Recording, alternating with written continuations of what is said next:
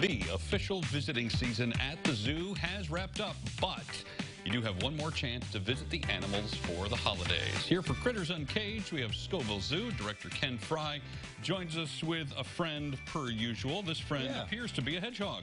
And you are absolutely correct. You know your critters. Well, I was told earlier, but that's probably what I would have guessed anyway. Yeah. What's the hedgehog's name? This is Piper the hedgehog, and they do have these little quills up here, very pokey. Kind of porcupine-y, right? Yeah, and so if they were a little startled or a little not sure about their surroundings, they roll, like Piper is here, rolled up into a ball, and they would stay in that ball, and if something came up, they would hiss and jump at them and like pop them in the nose with their quills and make them think twice about bugging them. I assume we don't want to make that happen now. No.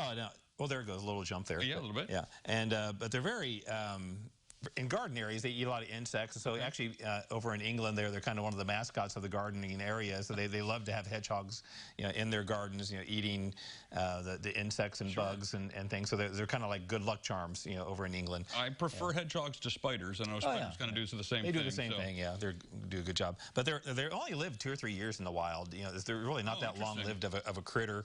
And if you have them as a pet, they can go 3 to 4, and I've heard up to 6 years. So they're really not that long lived of a pet. But they are pretty popular pets, and they make awesome pictures on the internet. It's probably one of the more popular shot animals after your cat, obviously. But now the zoo is closed because the colder weather is here, but you are open again for a special Christmas event here. Right, we have our PJ party with Santa. That's going to be on the 14th of December, and we'll have 2 sessions, one at 1 o'clock and then one at 5 o'clock, and it lasts about 2 hours. The kids will come in, age 3 to 10. They'll come in, they'll make a couple crafts.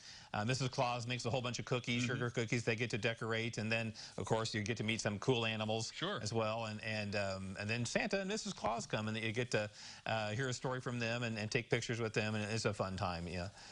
One of the most popular questions I would imagine that you get this time of year is, what happens to the animals when the zoo is closed and it's so cold outside? So I'll ask you, what happens? Well, some of them don't mind it at all, like our wolves and our camels. They don't mind it at all. You'd think the cheetahs would want to stay inside, but they actually have access to come and go from the building that's attached to their exhibit. And a lot of times on a snowy day or a real blustery, windy day, you'll see them outside walking around their exhibit. And they're actually born in Virginia, so they're kind of used to this kind of weather anyway.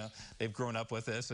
But some of the animals, like the alligators, tortoises, some of the South American birds and primates, we have inside or buildings attached to their exhibits where they're inside during the colder days. A day like today where it gets above 50, they can maybe get outside again into their exhibits to kind of stretch their legs again. The camels surprised me. I would think they wouldn't like this at all. One would think that, wouldn't one? But the Bactrian camels that we have come from the Gobi Desert in the wild, which is China, Mongolia area. All right. And it gets very cold in the wintertime, very hot in the summertime in that desert area. And so they actually grow a real thick 5-inch fur. And then you'll just see them, you'll be snowing outside and cold, and you'll walk up and you'll put your hands in the sides of their fur, and your hands just like sink all the way in, several inches in, and very toasty, and they'll have like snow on their peaks or their humps, and but like they're very toasty. Yeah, they don't care at all. For those who are looking for a great gift, even though the zoo is closed, the gift shop remains open, so you can do a little shopping. Yeah, for your kid or grandkid that really loves zoo type or animal type presents, so give us a call, and we'll get you into our gift shop and let you pick out whatever you need for and then sell it to you. But we'll sell it to you.